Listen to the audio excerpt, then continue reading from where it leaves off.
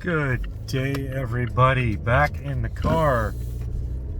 Been a while since I've been in the car. We were in Orlando for a week for the wife's birthday week. She likes to say birthday month. See, she wants to have me celebrate her and honor her for the entire month. I'm like, forget it. You can't have all of November. We got Remembrance Day, which I think is today. Today or yesterday? Sorry, I forget. Anyway, so we were in Orlando for a week, and now we're back. Picked up the puppies from the kennel. They're all happy. We're going to the park today. We're gonna go run around and get some exercise. Well, they will anyway. I won't. Got some new sunglasses, as you can see. They're like a caramel color. They look orange in the camera, but they're like caramel color. Anyway, there will be an Ammunation live stream tonight. I believe it's Ammunation 42, if I'm not mistaken. And we'll be talking about the carbon tax snafu, something I want to touch on real briefly. So, you get leaders like Scott Moe and Danielle Smith, who are basically giving the finger to the federal government, saying, look, you know what? You won. What are you doing? This douchebag. Guy just cut off the guy in the right lane. You won in the courts saying that you did have the power to levy such a thing as a carbon tax because of the inherent dangers of climate change and all this nonsense.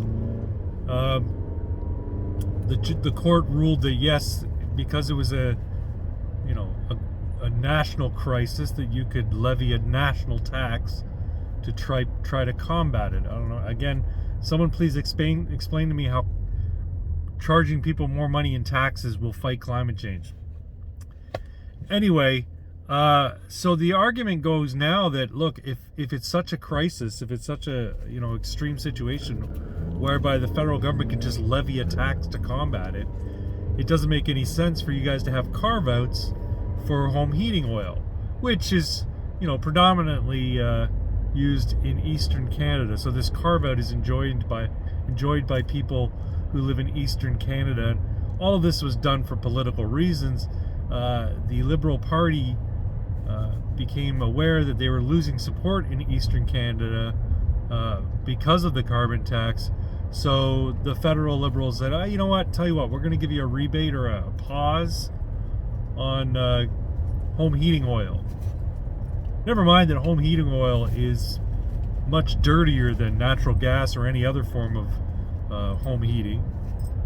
So it doesn't make sense to be giving them a pause. If the idea is that you issue a climate tax or you levy a climate change tax, carbon tax, so that those monies could be used to help mitigate the CO2 that is being pumped into the atmosphere by us evil polluters, then it wouldn't make sense for you to give a pause to the fuel used by Eastern Canadians that is sootier, that is dirtier than natural gas or other forms of home heating, propane, the like.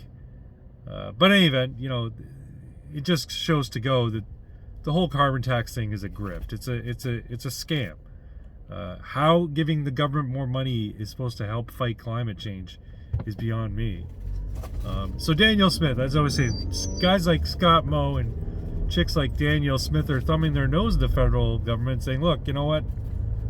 We're not going to levy these taxes. Now, apparently Scott Moe's got an easier time of it because they have a single provider for natural gas in the province of Saskatchewan. So it's much easier for him to say, nope, taxes collected will not be going to Ottawa.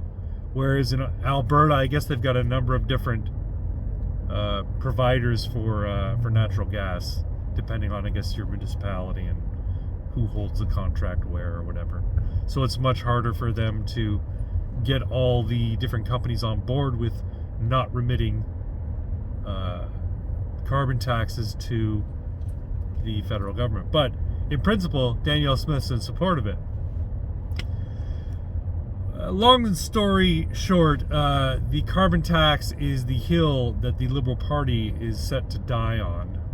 They have put so much into this this policy, this wrong-headed policy, and then they've scaled it back for political reasons, that it undercuts, or undermines, I should say, same thing, I guess, the whole notion of why a carbon tax is required. And I think Poilievre is right in his opposition to it. It's surely politically good for him. It's politically good for anybody in the Western provinces who stands against Ottawa in principle for a variety of reasons. So, it makes for good politics all around, except for the federal Liberals. So I hope that Trudeau is out because of this. I don't think that's necessarily the case, but I hope it's the case.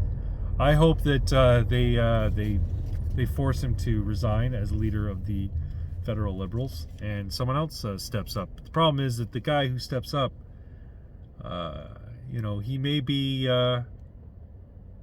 he may actually be a decent politician. He's one of these old school Liberals, the ones who are, back from the day where they were sort of politics as usual. See, our Liberal Party and the Conservative Party for the longest time have been very, very similar. The Liberals were never really very ideological. They were basically just a name difference from the Conservatives. The Tories have always been sort of centrist, I should say, and the Liberals have always been sort of center-left. But as of late, under the Justin Trudeau Liberals, the party's far left, and because of the whole Overton window thing, they've caused the Conservative Party to become center-left. So the problem here is, if you get a guy, I think his name is Carney. I want to say his last name is Carney. If you get a guy like Carney to become the head of the federal Liberal Party, and he's more of a traditional liberal, well, the Conservatives are already gone center-left. It's going to be very difficult for them to go back to center or center-right. I don't know. We'll see how things go. I do think Trudeau should step down. I think Trudeau should have stepped down before he even stood up. But we'll see how things go. I do think that the carbon tax is going to be that hill upon which Justin Trudeau and the federal Liberals have decided to die on.